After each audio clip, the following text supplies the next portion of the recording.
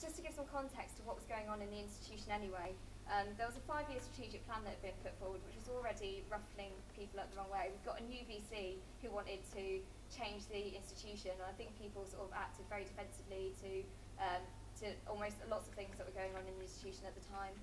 There was national media interest in the VC being new.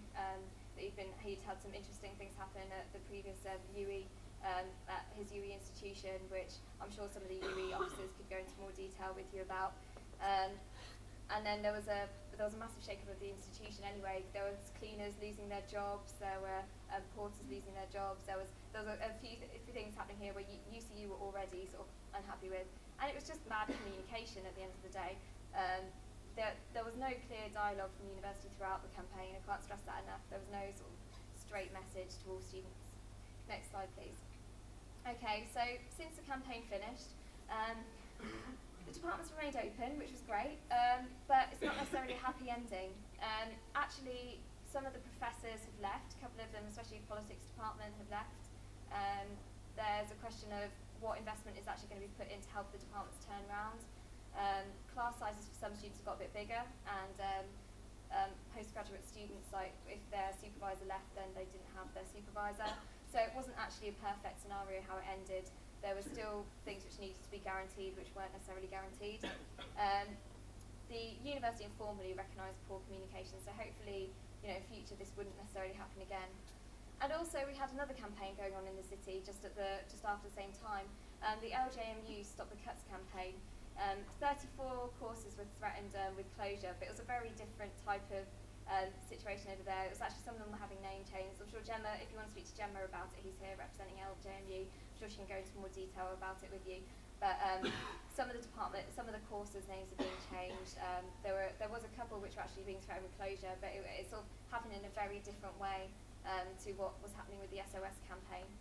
Next slide, please. This is also another thing. I won't go through this now because it's a 7-minute interview with the people who actually led the campaign. But if you want to access this, I'm sure it will be made available to you after the presentation.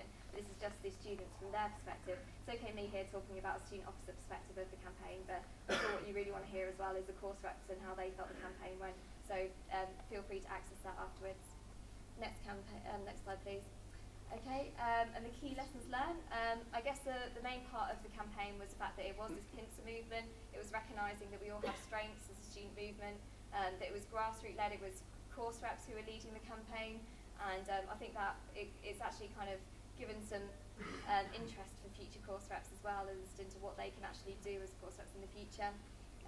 The collaboration it actually achieved, I mean, we got definitely a stronger amount of collaboration in terms of UCU. Our working relationship was really improved. Our relationship with certain people in the community was really improved, and it also gave a better recognition of what the student union is there to do.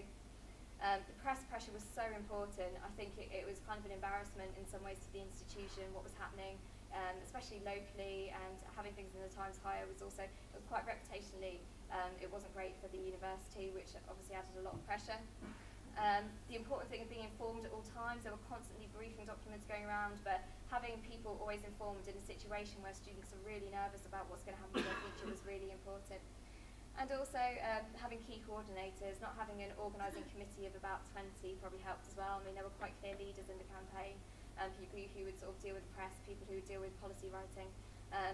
So yeah, just having quite clear key actors really in the campaign as well. Next slide, please.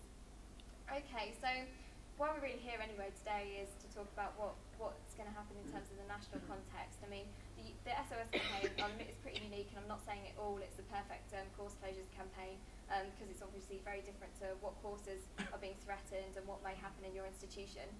But in terms of since 2008, so some of this might be before my time, and to 2009, these following institutions have contacted us saying that they've either had restructuring mentioned with their university, possible restructuring in faculties, which may mean cuts here and there, course closures, or they had departments very labelled at risk. And a list of those include Warwick, Reading, King's, Queen's, Belfast, Middlesex, Birmingham, Sheffield, Sussex, Westminster, Birkbeck, which is not bad. But in all of this as well, what NUS is keen to avoid is the fear of subject deserts. So avoiding the kind of the gap that may exist within a community. Obviously, especially for when we're looking at widening participation students and where they're most likely to study, you know, you need to have a availability locally of these subjects, whether it be just within a region. And what could happen if there's not some kind of national strategic plan over this, in terms of where cuts are made? Actually, it could end up leaving some students with little or no choice as to what subjects they can study when they go to higher education in the future. So that's something NUS is keen to avoid. So as I mentioned right at the start of the campaign as well, of what we're noticing, which is still really important to keep NUS informed of, because it is the thing which holds up the rest of the student experience, is support services being threatened as well. So we're talking here about whether cuts are being made to your advice centres on campus, or other support services in terms of like even the cleaning, porters, admin staff, everything. We want to know where it's happening and how it's happening. But mainly what I'm going to talk about next slide please, is the threat to modern foreign languages as well. One area we are quite concerned about is what's going to happen here. Is a hefty report released this October regarding this. In the report it mentions that this could be an effect of the post-14 optionality of being able to take a language now that you don't have to take a language. And so there might be less demand for actually doing a language at higher education.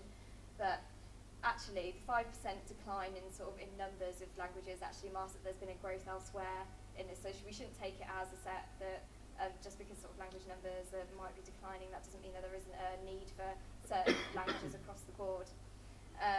There are staff numbers that are decreasing in modern foreign languages, and there's a fears that in research assessments, so when we're talking about universities, they're looking for departments that perform well in research assessment exercises, which will be the research excellence framework in the future. Languages perform less well, so obviously there's quite a threat there.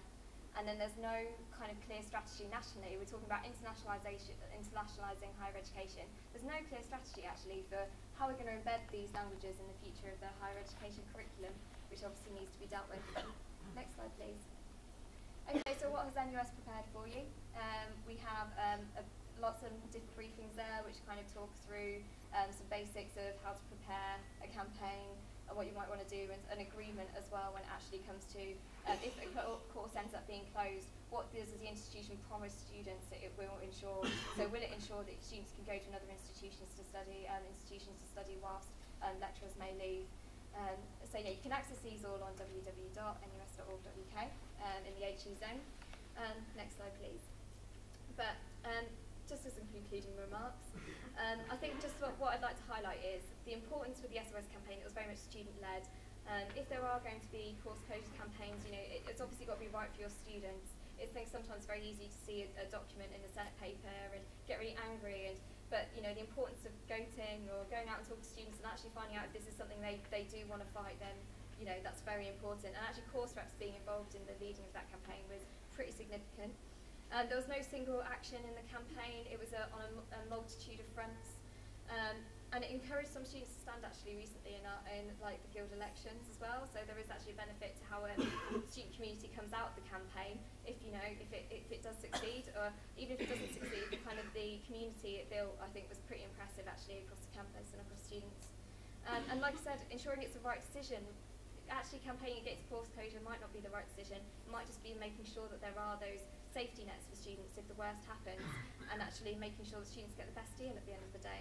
But in all of this, what we're asking you today is to please keep us informed about what's happening, to let us know if any service on your campus is being threatened, so NUS can get a clear map of exactly what's happening across the country, especially in terms of what disciplines are being threatened, and especially across what's happening in different mission groups, what's happening in different parts of the country, so we can get a clear regional map of where subjects are being threatened to.